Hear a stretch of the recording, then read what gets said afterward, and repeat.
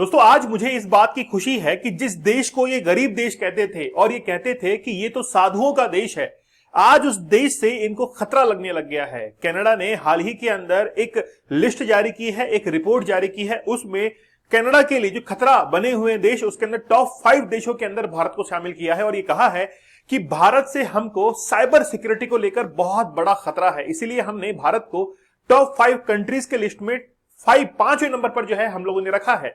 लेकिन आखिरकार इसके पीछे रीजन क्या है? क्या ये कनाडा खुद कर रहा है या फिर इसके पीछे भी कोई साजिश है, या फिर इसके पीछे वो कहानी है कि नेताजी तुम संघर्ष करो, हम तुम्हारे साथ में हैं?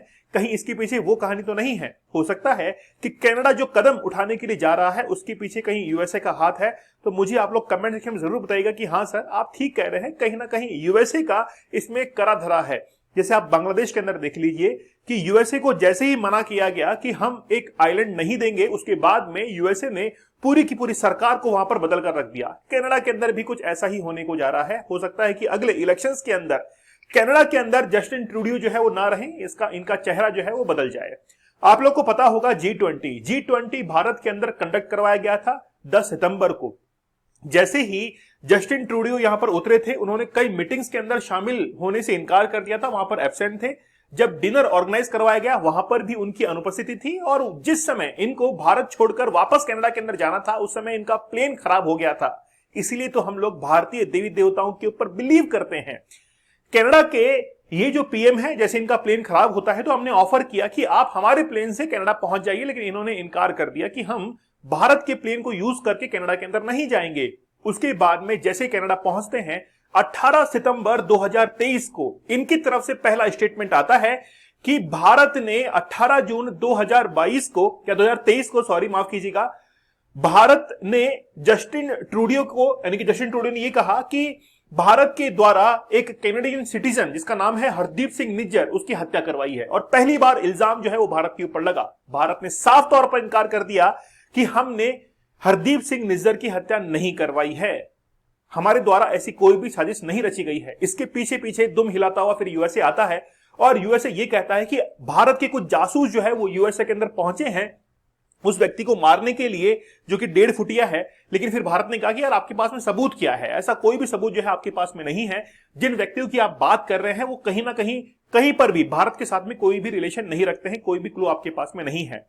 चलिए बात करते हैं कि आखिरकार रिसेंटली क्या हुआ है। कनाडा ने हाल ही के अंदर एक रिपोर्ट जारी की है, एक लिस्ट जारी की है और उसमें यह कहा है कि भारत को एक साइबर थ्रेट के तौर पर गिना है। भारत ही नहीं, इसके अलावा 4 कंट्रीज और हैं जिसमें भारत 5वें नंबर पर है। और भारत के लिए कहा गया है कि भारत के अंदर जो साइबर के प्रोग्राम चल रहे हैं वो कहीं ना कहीं कनाडा के लिए एक सिक्योरिटी थ्रेट जो है वो बना हुआ है। इसके साथ में ही रिसेंटली आप लोग को पता होगा अमित शाह के ऊपर भी एक स्टेटमेंट आया था, इंडिया वॉन्स कनाडा ऑन। देखिए बेसिकली क्या हुआ था कि जस्टिन ट्रूडियो ने पहले अमित शाह को यह ब्लेम किया था कि अमित शाह जो है वो कनाडा के अंदर पॉलिटिकल इंटरप्शन कर रहे हैं और यह भी कहा था कि कनाडा के अंदर जो कुछ भी चल रहा है, जैसे हम लोग बात करें हरदीप सिंह निज्जर की और भी कई जो घटनाएं चल रही है, कहीं ना कहीं अमित शाह से उसको रिलेट करके बताया गया। लेकिन फिर इंडिया ने वार्न कर दिया कि ये आज तो स्टेटमेंट दे दिया है, आगे जो है ऐसे शब्द नहीं निकलने चाहिए। उसके बाद में भीगी बिल्ली बने हुए हैं, कोई भी स्टेटमेंट इनकी तरफ से नहीं आया है।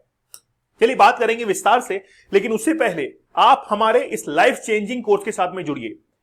देखिए भारत के अंदर बहुत सारे यूथ ऐसे हैं जो कि पोर्नोग्राफी को देखते हैं लेकिन एक्सेप्ट नहीं करते हैं कि हम लोगों को उसका एडिक्शन है। तो मेरी तरफ से आप एक उसका एक जो है एक्सपेरिमेंट करके देख लीजिएगा। आप पोर्नोग्राफी देखना छोड़िए, आप क्या करेंगे कि 3-4 दिन बाद वापस से देखने लग जाएंगे। इसको हम लोग एडिक्शन कहते हैं।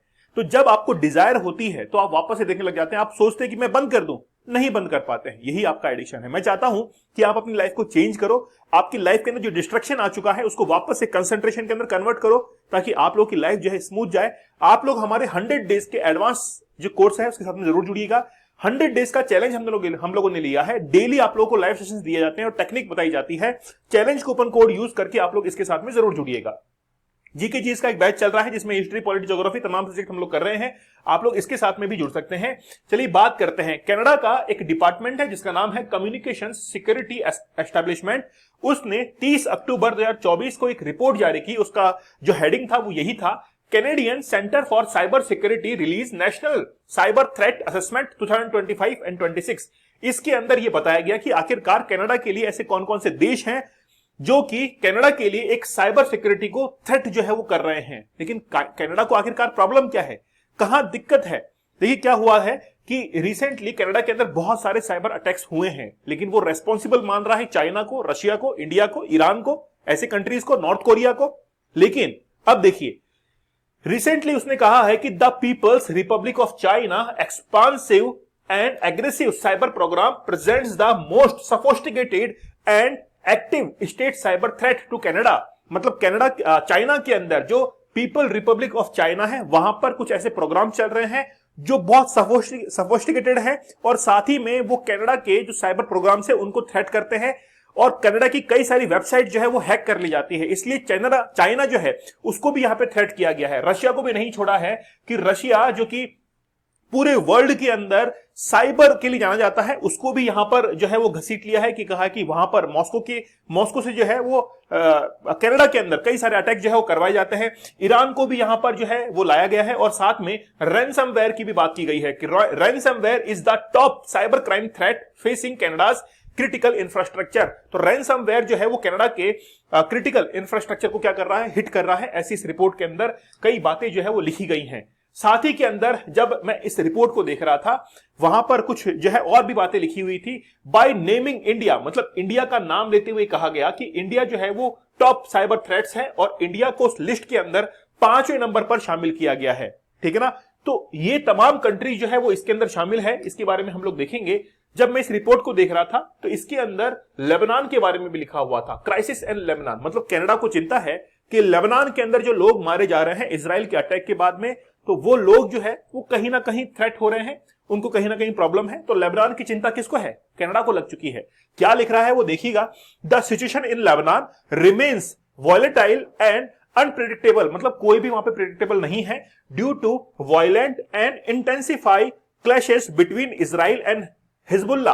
तो इजराइल और हिजबुल्ला के बीच में जो कुछ भी हो रहा है वहां पर लेबनान के बहुत सारे लोगों की जान जा रही है, उसको लेकर कनाडा एक चिंता जाहिर करता है। इसी को लेकर एक रिपोर्ट जो है वो कनाडा ने कब जारी की है, 30 अक्टूबर को रिसेंटली एक रिपोर्ट उसके साथ में ही जारी की गई थी। तो ये मैं पढ़ रहा था तब आप लोगों के लिए मैं सोचा कि ये कंटेंट जो है आप लोगों तक पहुंचना चाहिए। भारत के बारे में क्या लिखा है, हमारे द्विपक्षीय संबंध यानी कि जो बायलैटरल रिलेशंस हैं में तनाव की वजह से साइबर घटनाओं को और बढ़ावा मिला। साइबर टीम जासूसी के मकसद से कनाडा सरकार के खिलाफ साइबर खतरा पैदा कर सकते हैं। मतलब हमारा जो साइबर डिपार्टमेंट है जिसको हम लोग कहते हैं CERT.in, वो जो है वो कहीं ना कहीं कनाडा के अंदर जासूसी करता है और वो तमाम सूचनाएं भारत के जासूसों को प्रोवाइड करवाई जाती है, ऐसा कहना है कनाडा का। लेकिन क्या वाकई में भारत का जो साइबर प्रोग्राम है वो इसको सपोर्ट करता है? भारत की अगर हम लोग वेबसाइट के ऊपर जाएंगे, PIB के ऊपर, ठीक है ना, प्रेस इंफॉर्मेशन ब्यूरो, इसकी वेबसाइट पे जाएंगे तो ministry of electronics and IT के द्वारा रिसेंटली 25 जुलाई 2024 को एक स्टेटमेंट जो है, एक रिपोर्ट जारी की गई थी जो कि लिखा हुआ था कि government's initiative to enhance cyber security awareness.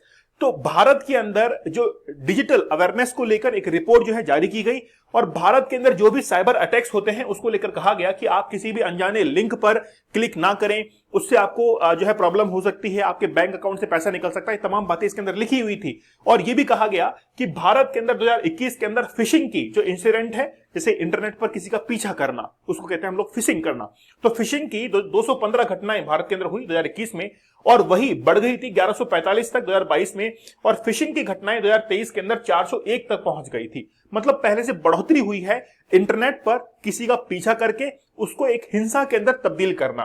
फिर नेटवर्क स्कैनिंग एंड प्रोबिंग, इसके अंदर भी बहुत ज्यादा इजाफा हुआ, लगभग 12,500 घटनाएं 2023 के अंदर देखने को मिली। फिर वायरस एंड मेलवेयर जो अटैक्स हैं उसकी घटनाएं में भी इजाफा हुआ, जैसे 1185, लेकिन 2021 की तुलना में कम हुआ है। ये जो है डिक्रीज हुआ है, जो साइबर अटैक्स हुए हैं वो कम हुआ है। वेबसाइट जो हैक की गई है वो 2023 के अंदर 39 वेबसाइट इंडिया के अंदर हैक की गई। उसके बाद में साइबर सिक्योरिटी इंसिडेंट जो हुए वो लगभग 23,000 के आसपास में हुए। तो हम लोग ये देख सकते हैं कि मोटा मोटी भारत के अंदर हर प्रकार की जो साइबर घटनाएं वो घटित होती हैं, लेकिन इसके लिए भारत के अंदर एक डिपार्टमेंट है और वो है कंप्यूटर इमरजेंसी रेस्पॉन्स टीम, जिसको हम लोग कहते हैं CERT.in, इसके द्वारा ये पूरा का पूरा साइबर क्राइम जो है इसको कंट्रोल किया जाता है ताकि कम से कम भारत के अंदर हो। और इसी डिपार्टमेंट के ऊपर ये रेस्पॉन्सिबिलिटी होती है कि भारत के अंदर जितना भी डिजिटल डेटा है उसकी प्रोटेक्शन की जाए ताकि पर्सनल डेटा जो है वो सेफ एंड सिक्योर रहे। इसी के लिए कनाडा ने यह कहा कि भारत जब भी साइबर सिक्योरिटी को लेकर कोई प्रोग्राम चलाता है तो उसका मकसद यह होता है कि कनाडा के अंदर जितनी भी सूचनाएं हैं, जासूसी सूचनाएं हैं, उसको कलेक्ट करके वो भारत के जासूस तक पहुंचाए। ऐसा कनाडा का भारत के ऊपर आरोप लगा है। तो ये आरोप जो है वो सरासर निराधार है। मुझे ऐसा लगता है कि कनाडा के पीएम को, जस्टिन ट्रूडियो को, कहीं ना कहीं साइकोलॉजिस्ट, जो साइकेट्रिस्ट होते हैं, उनको चेक करवाना चाहिए। कहीं ना कहीं एक दिमागी रूप से प्रॉब्लम जो है, समस्या एक नजर आ रही है।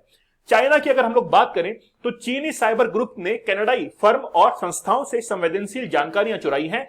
चीन आक्रामक साइबर प्रोग्राम की मदद से अपने बिजनेस के जुड़े मकसद के अलावा जासूसी करता है। बौद्धिक संपदा, जिसको हम लोग कहते हैं कि हम लोग कहते हैं ना कि उसको पेटेंट करवा लिया है ना, बौद्धिक संपदा, कहीं ना कहीं उसको चुराने का आरोप चाइना के ऊपर लगा है। इसके बाद में रशिया के ऊपर भी आरोप लगा।